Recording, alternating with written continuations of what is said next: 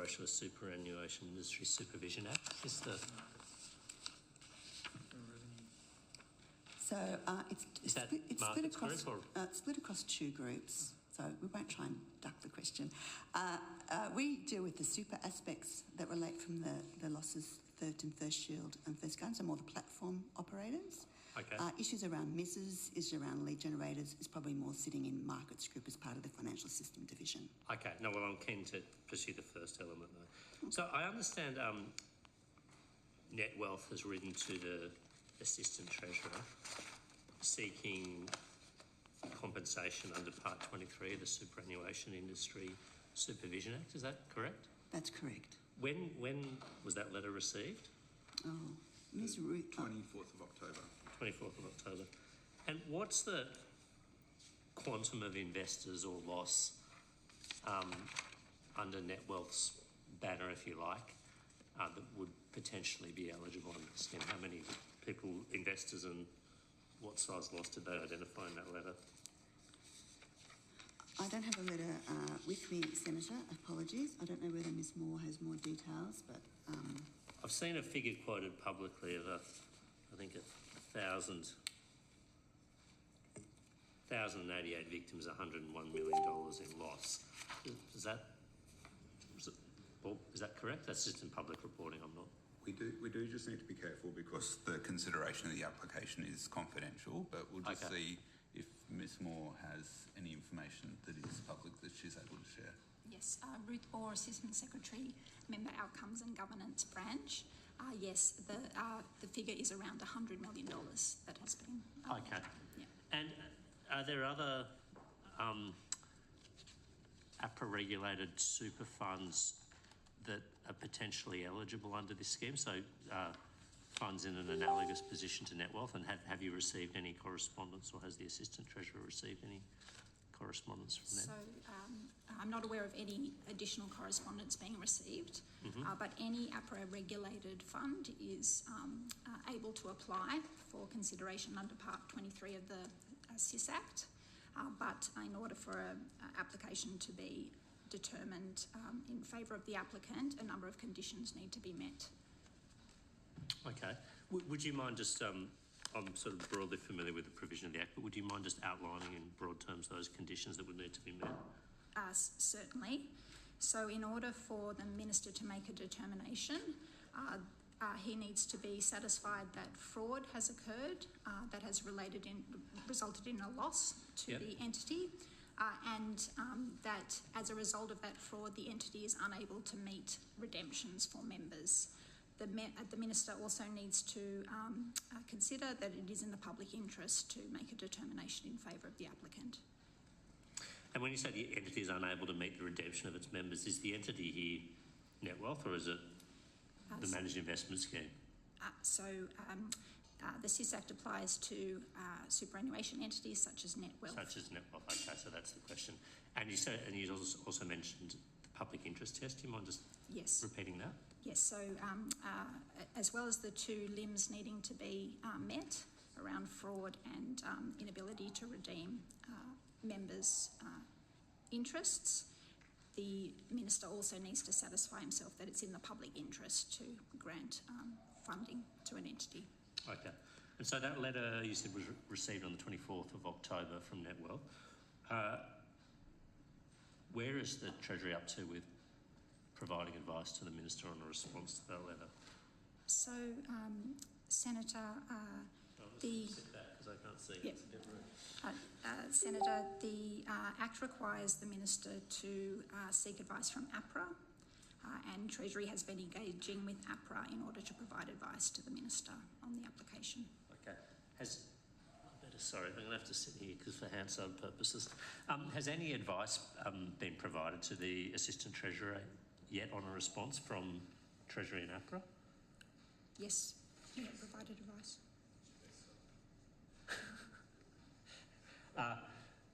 And so is there a draft letter with the Assistant Treasurer waiting for his signature? Senator, as Ms Moore said, there's a number of conditions that need to be satisfied first. I think the first thing is establishing the process and establishing have the conditions been met. These when this happened previously, which was the Trio Capital, it took a number of years. Okay, so the advice that's currently with the Assistant Treasurer, I'm just trying to understand, is that finalised advice from Treasury and APRA about how about the options for responding to this?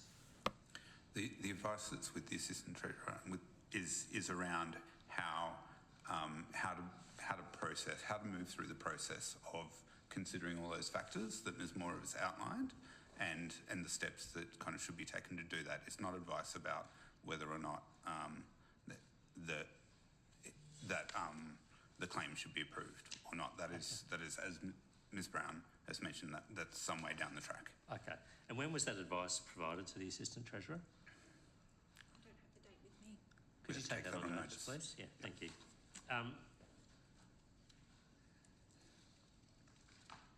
And I understand under the Part 23, the Assistant Treasurer can seek any further information they need from the applicant. Has that power been used, formally or informally?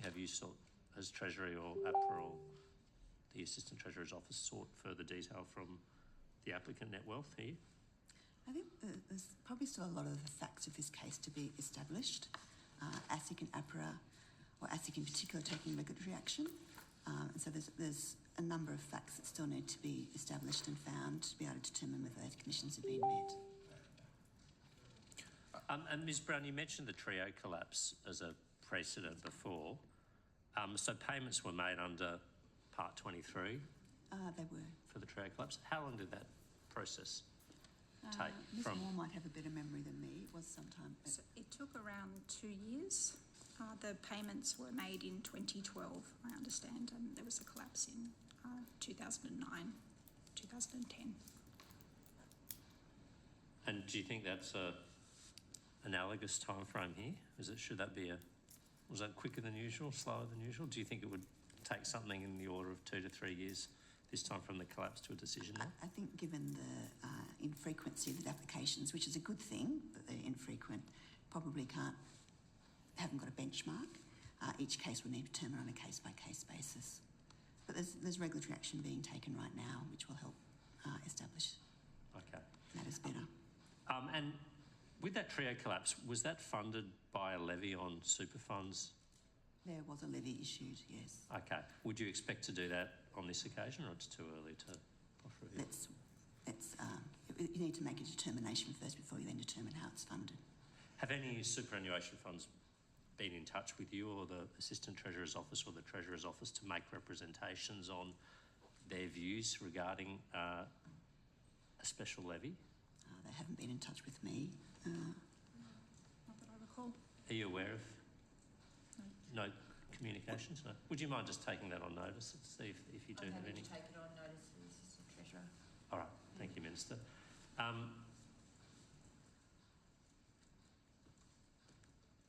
And what's the, is there a cap under Part 23? There's no legislated cap under Part 23. Okay. But the other potential schemes, There is a compensation scheme of last resort, and what's the other one? There's an AFCA cap as well, is that right? There are caps on both of those schemes. There's a cap in the last resort compensation scheme, and I believe there's a cap in AFCA, but both of those are more relevant for Margaret's group. They would be able to give you better answers. Okay. And so we've got the CLSR, we've got AFCA, we've got Part 23. Are there any other avenues for potential compensation for victims, and has Treasury provided any advice to the Assistant Treasurer on those potential avenues? The regulators can take action, and you might be aware that the regulators did take action against Macquarie Bank, and that led to a compensation agreement being reached with investors. Liquidators will be taking action, and that will lead to compensation for investors or return of funds to investors. What about the scheme for compensation for detriment caused by defective administration? That is managed actually by the Department of Finance, I believe. But that relates to defective public administration. Here, this is more about private sector actions. Okay. Thank you. That was all I had on that issue. Ask one on the back of that. Yeah, please. I mean, you know, it's all well and good if you're kind of caught up in the Macquarie thing, but if you're using one of the other providers, I mean, what do you say to all these people who've been fleeced by all these crooks? And ASIC has been completely hopeless.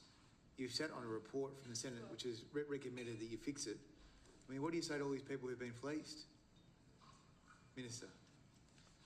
Well, I don't accept your proposition and your criticism of ASIC. You're doing a great job. And I do certainly feel very much for the people that have been involved in this. But, you know, there are regulatory responses and work that has to be done before, you know, the government's in a position to make some of those decisions, or the Assistant Treasurer. But the regulatory response is underway. Well, when are you going to respond to the ASIC report, which made recommendations which even your own senators agreed with, which outlined that ASIC is a hopeless regulator, incapable of enforcing the laws that we put in place? Well, I'm sure we can deal with that later in the day. Got ASIC coming, I think. I'm asking about your government's response. Well, there will be a response to that report. We've been waiting for over a year. When do you think it might be? Well, I'll see if I can provide anything else on to you through the course of the day. Thank you. We'll go to Senator Pocock now, thanks. This morning.